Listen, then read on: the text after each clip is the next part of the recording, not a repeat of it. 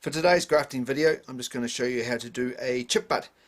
This is a piece of Northern Spy rootstock, and we're going to insert a chip bud into the rootstock here.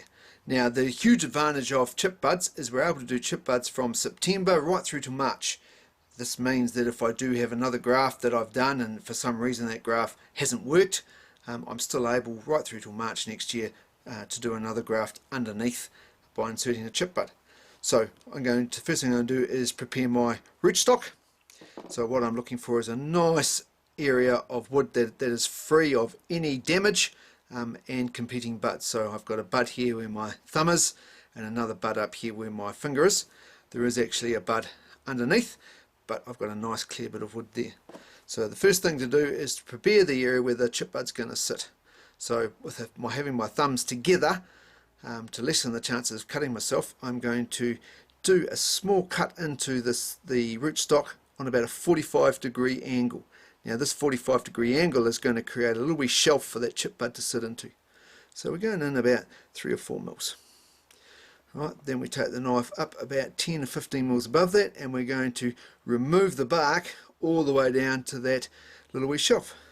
So we're just sliding down, right, gently does it until we get to there, right, and you'll feel the knife sort of stop. If it doesn't quite out, just do that shelf cut again, because we don't want to have, right, and it just slides out.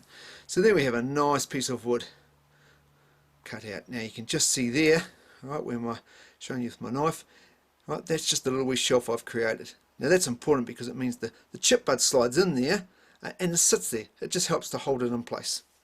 So now I need to prepare my bud, and to prepare my bud, I'm just going to replicate exactly the same 2 cuts, but with a bud in the middle of it. So with my piece of Siamwood, it's already had a few buds removed from it, but we'll come up here. Right, so here we have a nice healthy bud, free from any damage or problems. So we do our foot cut just below the bud, right, 45-degree angle, and then 10 to 15 mils above it. Now I need to just bear in mind that there is the possibility it could be the wood's harder behind that bud, so I should be able to slide down. I might just have to wiggle the knife a little bit, because what I don't want to do is put a lot of pressure, go through and damage everything. So we slide underneath, a little bit more difficult now, it's a little bit of a wiggle, we're through, and we just carry on through to our foot, and that means that our bud should slide out nicely. Now by holding it on my thumb like this, what it means is that the bud doesn't fall on the ground and get contaminated by things. I don't need to touch it with my fingers and again create any contamination, and it just means it's easy to slide that little wee bud into our little wee hole, just like that. And in this case, the hole that I created, or the piece on the rootstock, is exactly the same size as the chip. That's what we aim for. Occasionally it's not, but if it wasn't, what we'd want is we'd want this bud longer, so we could just take another bit of bud bark off underneath. But that's a really nice fit, sits in there really well, and it means that if I tip to the side, right, the chip bud doesn't fall. Whoop, it did fall out there, but generally it holds it. I don't want to tip around too much. So I now get a piece of my buddy tape,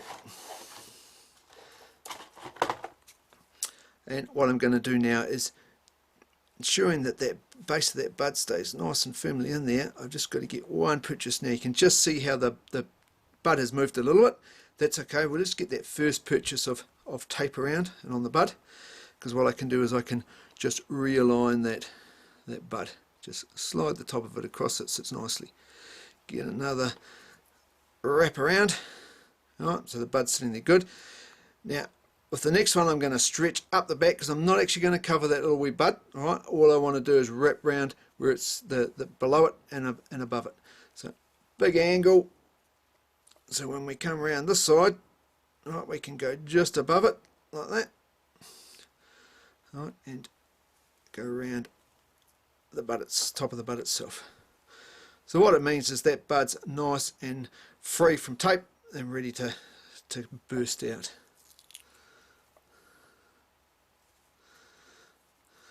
Now that bud's ready to go. What we're going to do is in 2 weeks time, we're actually going to, with the secateurs, just chop off the top and that means as the sap's starting to flow through this, that bud there is the first thing that's going to grow, and we should have a nice new apple tree from that simple wee chip bud.